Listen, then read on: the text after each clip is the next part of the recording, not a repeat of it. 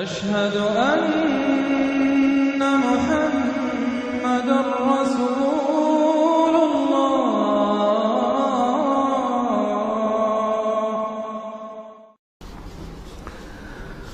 سورۃ الجن یہ ہے اب وہ سورت کے جو اس میں کسی جوڑے وغیرہ کا معاملہ نہیں ہے، منفرد ہے، اکیلی سورت ہے، اور یہ واحد سورت ہے کہ جس میں اتنی تفصیل کے ساتھ جنات کا معاملہ آیا ہے۔ ایک سورت ہم پڑھ چکے ہیں کہ جس میں مسلسل خطاب ہے، یا معاشر الجن والانس فبأي آلاء ربكما تكذبان، 31 مرتبہ تو یہی آیت آئی ہے۔ یا یہ صورت ہے کہ جس میں ایکسکلوسیو جو ہے ان کا معاملہ آ رہا ہے۔ یہ بھی ہو سکتا ہے کہ یہ کوئی اور واقعہ ہو، اور یہ بھی ہو سکتا ہے یہ وہی واقعہ جو سورہ احقاف کا ہے، وہ تو جا کر انہوں نے جو کچھ کیا اللہ تعالیٰ نے وہ خبر ہمیں دے دی ہے، اب یہاں پر حضور کو بھی وحی کے ذریعے سے مطلع فرمایا اور مزید تفاصیل آ گئی۔ یہ بھی ہو سکتا ہے یہ اور جنات ہو۔ بسم اللہ الرحمن الرحیم قل اوحی الی انہ استمع نفر من الجن، کہہ دیجئے نبی کہ میری جانب وحی کی گئی ہے کہ جنوں کی ایک جماعت نے سنا۔ کس کو سنا؟ قرآن کو سنا۔ فقالوا انا سمعنا قرآنا عجبا، انہوں نے کہا ہم نے سنا ہے ایک بہت ہی دل کو لبھانے والا قرآن، یہدی الی الرشد، جو نیکی اور رشد اور ہدایت کی طرف رہنمائی کر رہا ہے۔ فآمنا بہ، تو ہم تو ایمان لے آئے۔ اس وقت بھی میں نے کہا تھا یہ لمحہ فکریہ ہے، ایک دفعہ کا اجتماع ہے قرآن کا، اور وہ بندے کہاں سے کہاں پہنچ گئے، داعی بن گئے۔ ہمارا کیا حال ہے؟ ہم نے اس معنی میں قرآن کبھی پڑھا ہی نہیں، سنا ہی نہیں۔ سنتے ہیں تو خیبر میل کی سپیڈ سے جو پڑھ رہا ہوتا قاری، 5 دن میں پورا قرآن، 6 دن میں پورا قرآن، اور اشتہار دیے جا رہے ہیں۔ یہ ہے ہمارا ریچول۔ یہاں تو 20 منٹ میں ہو جاتی ہے، یہاں 30 منٹ، یہاں چلو وہاں اور سے بھی کم میں ہو جاتی ہے، وہاں چلو۔ قرآن کا نتیجہ تو یہ نکلنا چاہیے وہ آپ کو پوزیس کر لے، جانے نہ دے۔ اِنَّا سَمِعْنَا قُرْآنًا عَجَبًا يَهْدِي إِلَى الرُّشْدِ فَآمَنَّا بِهِ وَلَن نُّشْرِكَ بِرَبِّنَا أَحَدًا، اب ہم کبھی بھی اپنے رب کے ساتھ کسی کو شریک نہیں ٹھہرائیں گے۔ وَإِنَّهُ تَعَالَىٰ جَدُّ رَبِّنَا، اور یقیناً ہمارے رب کی عزت شان بہت بلند ہے۔ مَتَّخَذَ صَاحِبَةً وَلَا وَلَدًا، اس نے نہیں اختیار کی نہ کوئی بیوی اور جوڑو نہ کوئی اولاد۔ وَأَنَّهُ كَانَ يَقُولُ سَفِيهُنَا عَلَى اللَّهِ شَطَطًا، اور یقیناً ہمارا جو بے وقوف ہے بڑا، مراد یہاں پہ ہے وہی عزازیل، ابلیس، لعین، وہ چونکہ ہمارا ذرا بڑا بدگر ہے، تو وہ جو کچھ کہتا رہا ہے اللہ کے بارے میں، وہ باتیں جو ہیں وہ بہت ہی غلط تھیں، شطط، خلاف حقیقت۔ وَأَنَّا ظَنَنَّا أَن لَّن تَقُولَ الْإِنسُ وَالْجِنُّ عَلَى اللَّهِ كَذِبًا، ہم تو اس گمان میں رہے، خوش گمانی میں، کہ جن اور انسان اللہ تعالیٰ کے اوپر جھوٹ نہیں باندھیں گے، لیکن وہ بدماش تو جھوٹ باندھتا رہا۔ ہم نے اپنی شرافت میں اس کی بات کو مان لیا۔ وَأَنَّهُ كَانَ رِجَالٌ مِّنَ الْإِنسِ يَعُوذُونَ بِرِجَالٍ مِّنَ الْجِنِّ فَزَادُوهُمْ رَهَقًا، اور یہ کہ جو انسانوں میں سے مرد ہیں وہ جنات کے مردوں میں کی حفاظت پکڑتے ہیں۔ یہ ہوتا تھا ان کا طریقہ، وہ سمجھتے تھے کہ بیابان میں جو ہے جنات رہتے ہیں، اور وہ ان کے جو ہیں سردار بھی ہیں، تو اب راستے نے پڑاؤ ڈالا ہے جنگل میں، تو سب سے پہلے کہتے تھے کہ ہم اس جنگل کے، اس بیابان کے جنات کی ہم پناہ میں آتے ہیں۔ اب وہ سنتے ہوں گے یہ بے وقوف، یہ آدم کی اولاد، ہمارے تو جد امجد کو نکال دیا گیا جنت سے اس لیے کہ اس کو سجدہ نہیں کیا، یہ ہمیں معبود بنائے بیٹھے ہیں، ہماری پناہ طلب کر رہے ہیں۔ لہذا ان میں اور سرکشی پیدا ہو گئی، اور اکڑ گئے کہ یہ انسان ہو کر یہ ہماری پناہ مانگ رہے ہیں، ہم سے طلب کر رہے ہیں پناہ، تو اس سے ان کے اندر اور زیادہ سرکشی پیدا ہو گئی۔ وَأَنَّهُ كَانَ رِجَالٌ مِّنَ الْإِنسِ يَعُوذُونَ بِرِجَالٍ مِّنَ الْجِنِّ فَزَادُوهُمْ رَهَقًا وَأَنَّهُمْ ظَنُّوا كَمَا ظَنَنتُمْ أَن لَّن يَبْعَثَ اللَّهُ أَحَدًا، اور دیکھو انہوں نے بھی ایسا ہی سمجھا جیسا کہ تم نے سمجھا ہوا ہے کہ اللہ کسی کو نہیں اٹھائے گا۔ اس کے 2 معنی ہیں، یعنی بعد سے بعد الموت کوئی نہیں ہے، مرنے کے بعد جی اٹھنا نہیں ہے، اور یہ بھی کہ شاید اب اللہ کسی اور کو رسول بنا کر نہ بھیجے، أن يبعث الله أحدا، اس لیے کہ 600 برس بیت چکے تھے، وہ تورات سے واقف تھے جو سورہ احقاف میں تذکرہ آیا ہے، فترت وہی 600 برس، یا یہ طویل ترین وقفہ تھا نبوت کا کہ کوئی نبوت کوئی رسالت دنیا میں نہیں، تو ان کو یقیناً اس سے خیال ہوا ہوگا کہ بس اب ختم ہوا معاملہ، اب کوئی اور رسول نہیں آئے گا۔ وَأَنَّا لَمَسْنَا السَّمَاءَ، اور ہم نے ذرا ٹٹولا آسمان کو، ہم نے چاہا کچھ خبریں وبریں لے کر آئیں ذرا غیب کی، فوجدناها ملئت حرسا شدیدا وشوبا، تو ہم نے تو پایا اس کو کہ وہ بھرا ہوا ہے صف چوکیداری سے اور انگارے رکھے ہوئے ہماری ہمیں کھدیڑنے کے لیے. یعنی یہ کہ ہمیں معلوم ہو گیا کہ کوئی واقعی وقت ایسا ہے، کیونکہ یہ سارا انتظام خاص طور پر جب کہ وحی نبوت آتی تھی تو اہتمام کر لیا جاتا تھا. عام حالات میں کوئی بات نہیں، روح اتر رہے ہیں فرشتے، اور یہ جو ہے یہ آگ سے بنے ہیں، وہ نوری ہے یہ ناری ہے، کچھ نہ کچھ ان سے یارانہ گانٹھ کے کچھ نہ کچھ ان سے لے لیتے تھے. یا یہ کہ اچک لیا، من استرق صراقۃ، کسی نے کوئی چیز جو ہے کہیں سے لے لی. لیکن اب جو ہم نے دیکھا ہے آسمان کو تو واقعی وہاں تو بڑے سخت پہرے لگے ہوئے، یعنی کوئی نہ کوئی وحی کا سلسلہ ہے اور نبوت آنی ہے، اور وہ نبوت ہمیں تو مل گئی. ہم جا کر سنائے کلام اور ہم ایمان لے آئے. وَأَنَّا لَمَسْنَا السَّمَاءَ فَوَجَدْنَاهَا مُلِئَتْ حَرَسًا شَدِيدًا وَشُهُبًا وَأَنَّا كُنَّا نَقْعُدُ مِنْهَا مَقَاعِدَ لِلسَّمْعِ، اور ہم وہاں بیٹھا کرتے تھے، وہاں پہ گھاٹ میں بیٹھا کرتے تھے کہ سنگل لینے کے لیے، مقاعد مقعد بیٹھنے کی جگہ، مورچہ جہاں پہ بیٹھا جائے، ہم وہاں پر اپنے ٹھکانوں میں بیٹھا کرتے تھے. فَمَن يَسْتَمِعِ الْآنَ، لیکن اب اگر کسی نے کچھ سننے کی کوشش کی، يَجِدْ لَهُ شِهَابًا رَصَدًا، وہ پائے گا اپنے واسطے ایک انگارہ گھاٹ میں، میزائل پیچھا کرے گا اس کا. وَأَنَّا لَا نَدْرِي أَشَرٌّ أُرِيدَ بِمَنْ فِي الْأَرْضِ أَمْ أَرَادَ بِهِمْ رَبُّهُمْ رَشَدًا. معلوم ہوتا بہت بڑے عالم تھے یہ تورات کے جاننے والے، انہوں نے ایک ایسی عظیم بات کہی ہے. یہ ہمیں یہ معلوم نہیں کہ آیا زمین میں بسنے والے ان انسانوں کی کوئی شامت آ گئی ہے یا اللہ نے ان کے لیے کسی بھلائی کا ارادہ کیا ہے. رسالت آئے گی تو دو ہی نتیجے ہیں، یا تو کوئی عذاب آنے والا ہے اس لیے کہ وما كنا معذبین حتی نبعث رسولا، یا تو کوئی بہت بڑے پیمانے پر انسانوں کی شامت آنے والی ہے، جیسے قوم نوح، قوم ہود، قوم صالح کا حشر ہوا تھا، وہ ویسا ہی حشر ہونے والا ہے.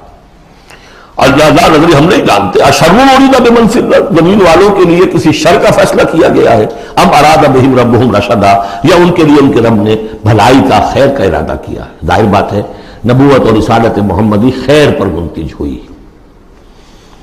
وَأَنَّا مِنَّا الصَّالِحُونَ وَمِنَّا دُونَ ذَلِكَ، اور دیکھو ہمارے اندر نیک بھی ہیں، جنات نیک بھی رہے ہیں اور دوسری طرح کے بھی ہیں. بد نہیں کہا، یہ ہے حکمت تبلیغ، بروں کو بھی برا نہ کہو. ہاں دوسری قسم کے بھی ہیں، نیک بھی ہے اور دوسری قسم کے بھی ہیں. کُنَّا طَرَائِقَ قِدَدًا، ہم تھے مختلف راستوں پر جو کہ ایک دوسرے سے پھٹے ہوئے تھے. یہ قددا جو آیا تھا نا، قدت قمیصہ، پھٹ جانا قمیص کا. وَأَنَّا ظَنَنَّا أَن لَّن نُعْجِزَ اللَّهَ فِي الْأَرْضِ وَلَن نُعْجِزَهُ هَرَبًا، اور ہم نے یہ جان لیا کہ ہم اللہ کو عاجز نہیں کر سکتے، ہرا نہیں سکتے، نہ زمین میں بھاگ کر، اور ہم کہیں بھاگ کر زمین میں اللہ کو شکست نہیں دے سکتے، اس کی پکڑ سے نکل نہیں سکتے.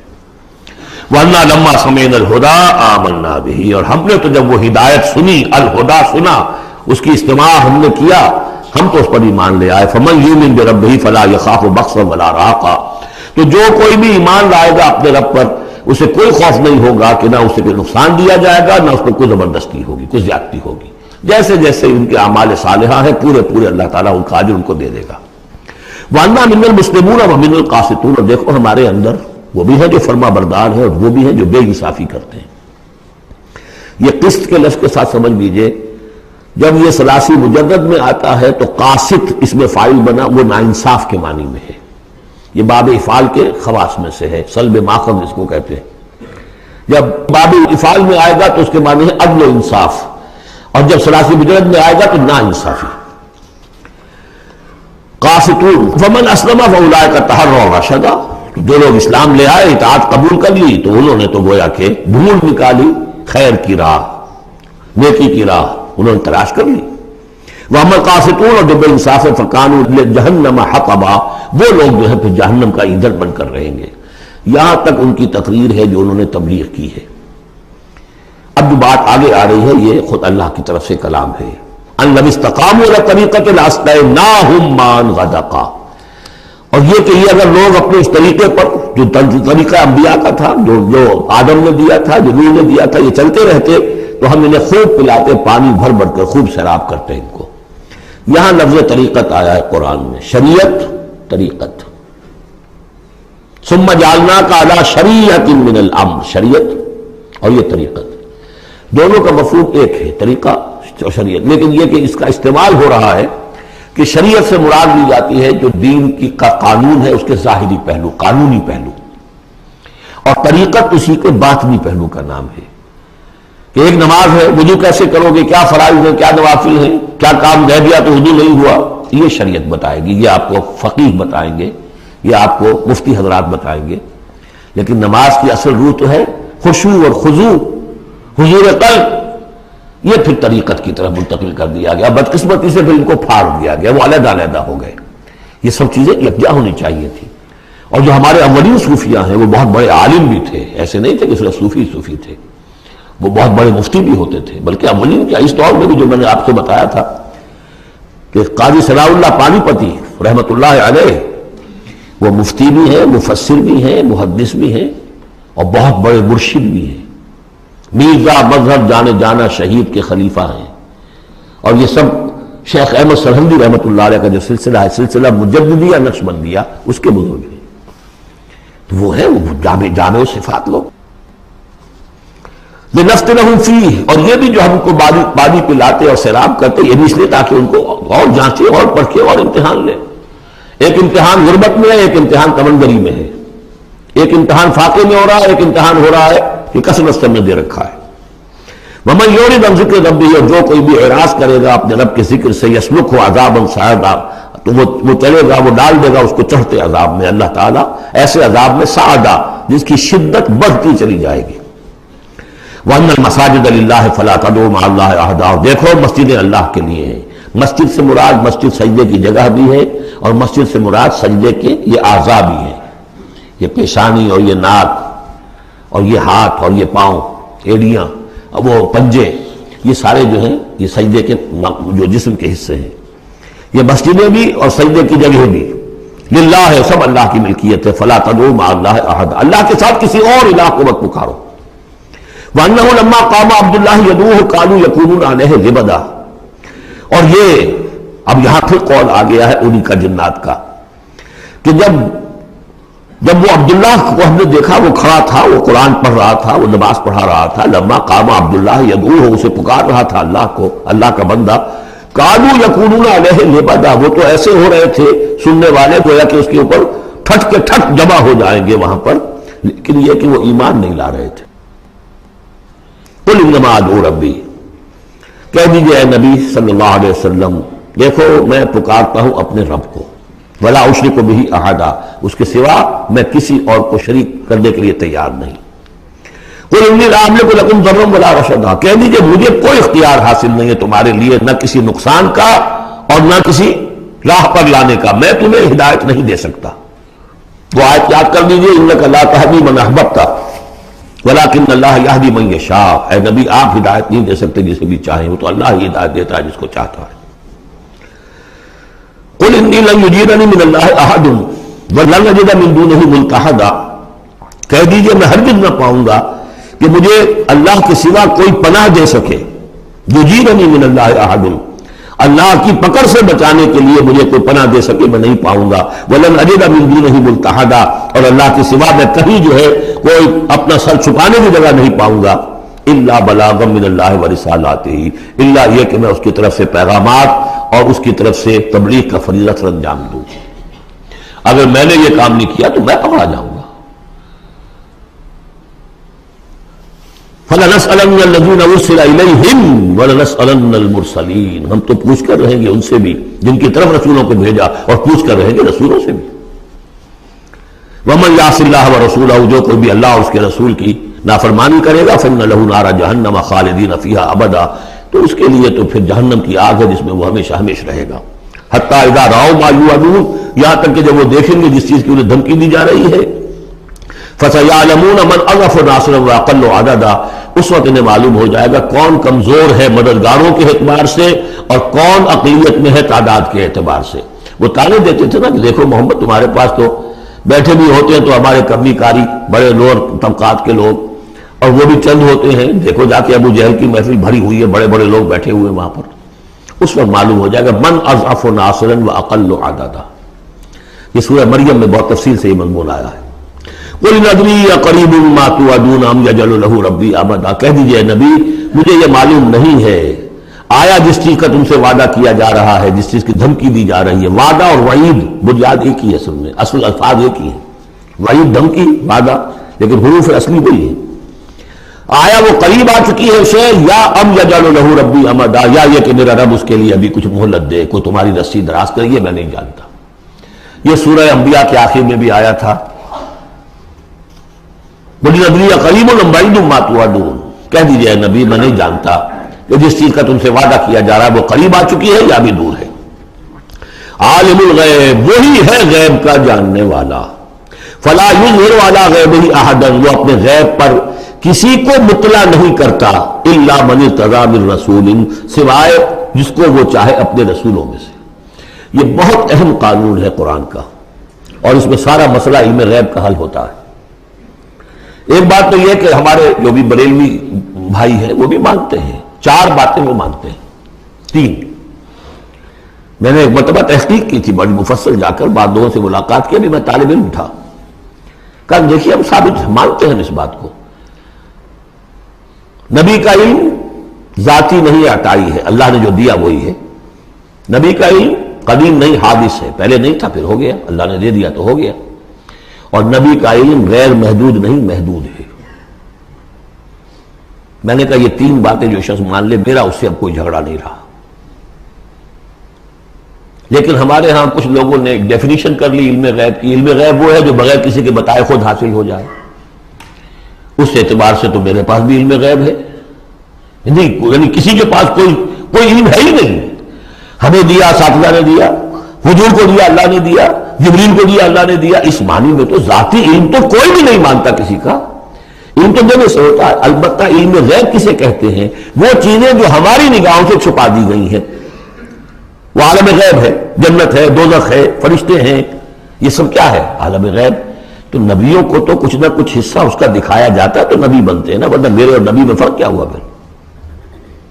اگر میرا بھی علم وہی ہوتا ان السمع والبصر والفؤاد، تو میرے علم اور حضور کا بھی علم یہی ہوتا تو فرق کیا ہوا؟ حضور نے تو اس دوسرے علم کے اعتبار سے تو صاف کہہ دیا انتم عالم بامور دنیاکم. لیکن حضور کو معراج میں جنت دکھا دی، دوزخ دکھا دی.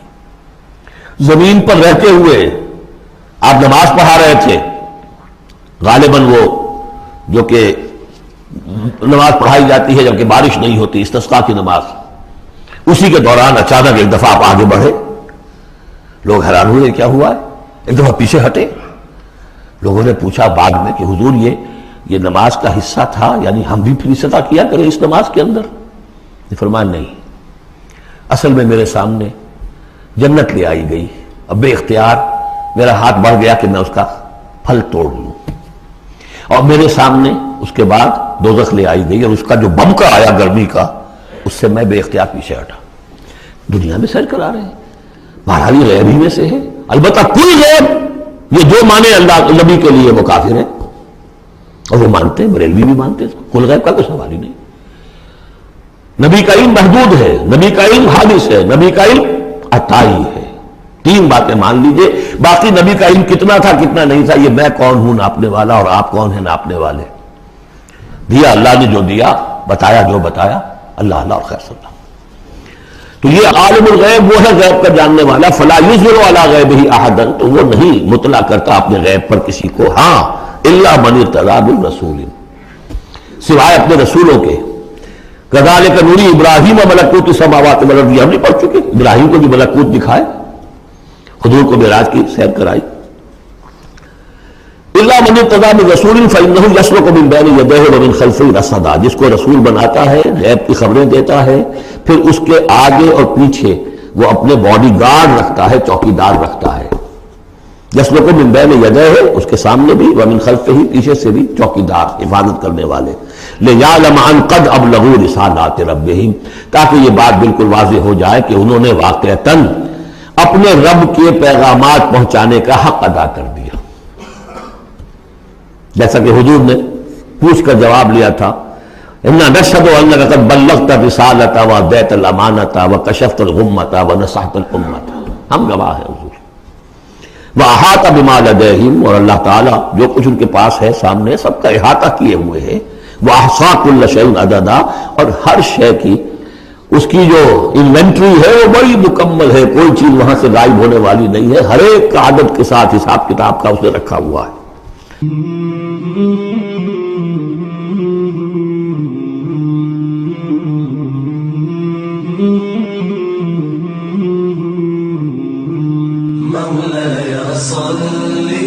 وسلم دائما أبدا على حبيبك خير الخلق كلهم مولاي صل وسلم دائما أبدا على حبيبك خير الخلق كلهم مولاي صل وسلم